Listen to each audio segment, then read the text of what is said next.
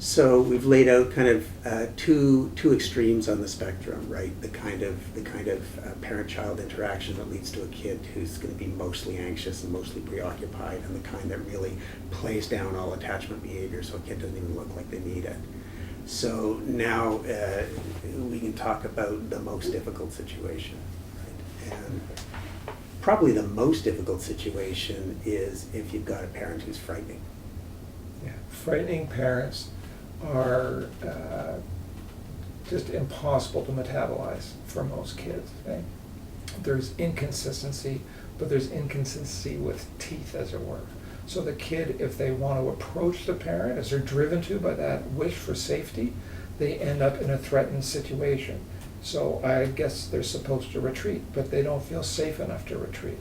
So the kid is left with this impossible double bind of being physiologically, evolutionarily required to be in the presence of somebody who is damaging, threatening, scary.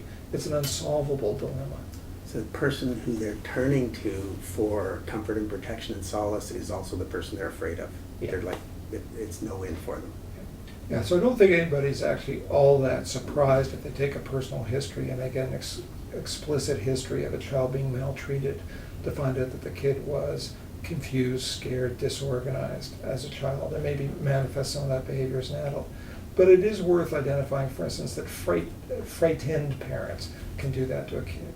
A parent who is themselves post-traumatic and is querulous and scared and unable to really engage on that basis can also disorganize a child. You know, coming back to the point that you were making before, all possibilities occur, though.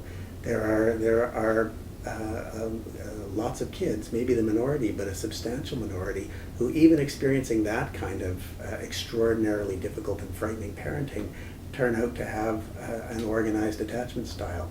Yeah, they do okay. They might be secure. A lot of them turn out to be dismissing in a way that's quite workable. Maybe they were just lucky and born with different genes and temperament, or maybe there's somebody else in their life who's kind of providing the kind of solid base that they need.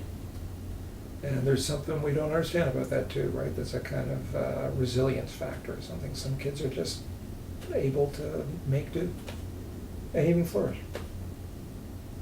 So we implied the link from those kind of early experiences in childhood to the kinds of relationships that we talk about in adulthood as adult attachment. But we should just make that explicit.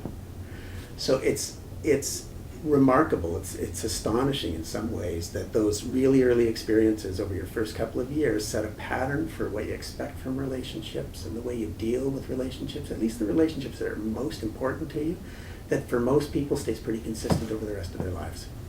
I'm going to remind everybody that one of the central ideas behind this whole series is that attachment behavior gets turned on at times of threat.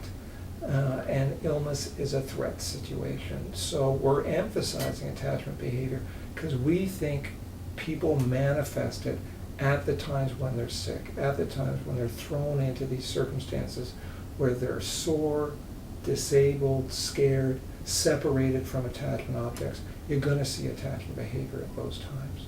So appreciating how a kid turns into this kind of adult and how they manifest that behavior can help you understand what goes on with a patient. Okay, so you imagine somebody who's in pain, frightened, maybe they have some brand new health problem and they've just been in the hospital for it and they're away from the people that make them feel better.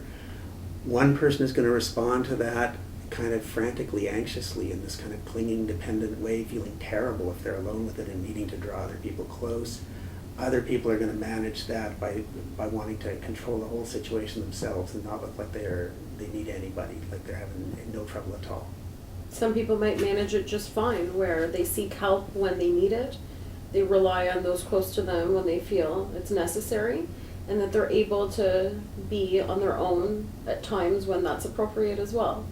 So they handle it in a way that makes sense given the situation and feel distressed as they should, but not more or less distressed than one might expect given the set of circumstances. Yeah, so and that's the most explicit point that we're making, that those different ways of coping with the kind of adversity that come with adult health problems are just another description, really, just another manifestation of a person's attachment style. And for the sake of completeness, I'll add, there is the patient who is disorganized by the illness demands, and they will cling it sometimes and reject it other times. Remarkably, they can sometimes do that almost simultaneously. And we get calls from physician colleagues who say, I just don't know how to talk to this person. None of what I typically say to give somebody solace works. They're angry, they're rejecting, but they demand that I help them simultaneously. And it's a disorganized way of interacting with the healthcare worker. It really doesn't work well. That person's illness treatment continuum is going to be compromised by this behavior.